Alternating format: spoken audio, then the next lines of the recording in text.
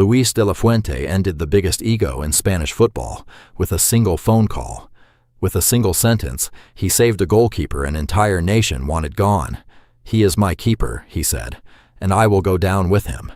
And in the semi-final of a World Cup, he left one of the best midfielders on the planet sitting on the bench. None of it made sense the day Spain hired him. But here is the strangest part of the whole story. The same man who rebuilt Spain had, years earlier, helped shape Lionel Scaloni, the only coach left standing between him and the trophy. To understand how that is even possible, you have to go back to December 2022, when Spain unveiled a new coach and the entire country asked the same question: who is Luis de la Fuente?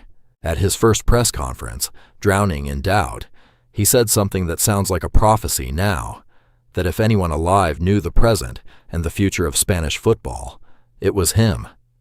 It sounded like the arrogance of a nobody.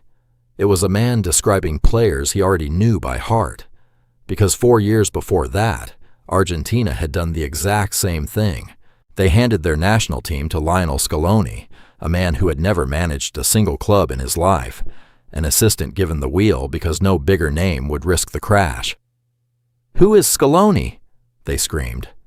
Two unknowns, two nations that laughed, two men the elite never respected, and both of them would win the same way, by killing the one thing every superstar coach protects: the idea that anyone is bigger than the team.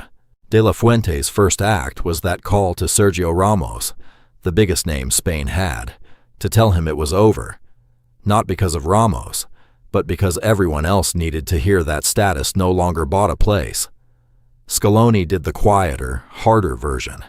He took the most worshipped footballer who ever lived and rebuilt Argentina so it no longer leaned on him, freeing Messi to stop dragging the team and start conducting it. One coach ended a legend's reign. The other set one free. The same law from opposite directions. The name never comes before the team. And De La Fuente had been building toward it for a decade, while almost nobody watched. In 2013, he was out of work when he answered a newspaper advert.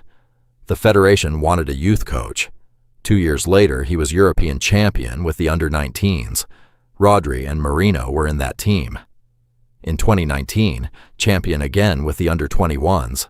Unai Simon in goal, Fabián, Olmo and Oyarzabal in front of him. He never really built a team. He kept calling back players he already knew. The proof came before he ever had the senior job. Luis Enrique cut Fabián Ruiz from the Qatar World Cup squad. De La Fuente put him on his very first list, and Fabián started almost every game on the road to a European title, until Enrique himself admitted out loud, "I was wrong." One coach crossed the player out. The other never doubted him for a second. Scaloni's version of that faith looked just as reckless. His first tournament ended in the semi-finals, and a nation that had gone 28 years without a major trophy was ready to bury him. He changed almost nothing. And that stubbornness paid off at the Maracanã in 2021, in Brazil's own backyard, where his collective ended the longest drought in Argentine history, and a year later lifted the World Cup itself. Back in Spain, De La Fuente wasn't looking for players to inherit the old style. He wanted players to break it. In 2023, he put a 16-year-old with just 5 senior appearances into his squad, Lamine Yamal, and handed him a wing. But faith has a price. In a meaningless friendly, Gavi's knee gave out, and he was never quite the same again. De La Fuente could have let him quietly disappear. Instead, he called him back the moment he could walk. It was the most expensive lesson of the entire project, and he refused to learn the cowardly version of it. By the time the Euros came, every setback had become another reason to doubt him, so he answered in the hardest way imaginable. Against Germany, he pulled his 2 young wingers and trusted the depth he had spent 10 years building. In the 119th minute, Mikel Merino, one of his own youth players, knocked the hosts out. Against France, the 16-year-old he had gambled on scored the youngest goal in the history of the tournament. And in the final, it was Oyarzabal, another of his boys, who came off the bench to make Spain champions of Europe. His riskiest calls kept becoming the ones that won. Then the old ghost came to collect. A Nations League final, penalties, the graveyard where Spanish generations had died, and Portugal scored all 5. The media finally had their headline. Proof the project was dead. And what did De La Fuente change after that night? Absolutely nothing. Not one player. Not one idea. 1 year later, that loyalty carried them to a World Cup, and this Spain didn't just attack. It suffocated. 649 minutes without conceding a goal, the longest run the tournament has ever seen, anchored not by a veteran, but by a 19-year-old, Pau Cubarsí, 2 teenagers in the same starting 11, the last team bold enough to try that was Brazil in 1958. And in front of them stood the man nobody ever notices, Rodri, already standing where every counterattack would begin, ending it before it could start, buying the kids the freedom to take their risks. And the final proof wasn't a goal. Pedigree, the face of Spanish football, one of the best midfielders on earth, fit and ready, watched a World Cup knockout match from the bench, because De La Fuente decided he could not play the role the team needed. The same kind of decision that started a war in 2023 was now called genius. He had killed every ego in that dressing room. The biggest one he killed was his own. 10 coaches at that World Cup were paid more than him. Ancelotti 4 times more, Tuchel almost 3. Not one of them reached the final. The man from the newspaper advert did. And so did the assistant nobody in Argentina had wanted.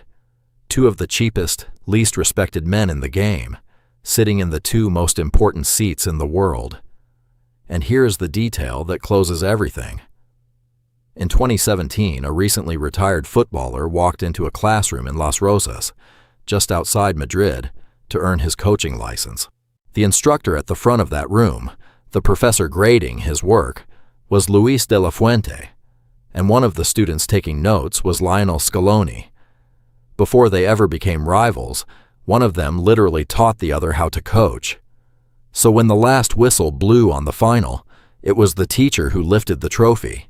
De La Fuente beat his own former student to become champion of the world, and Scaloni walked away with the silver medal and the strangest truth in football, that the man who ended his reign had once stood at the front of his class. Everyone remembers the superstars on the grass. Almost nobody remembers the 2 quiet men in the dugouts who were never supposed to be there. But the final was never really about the players.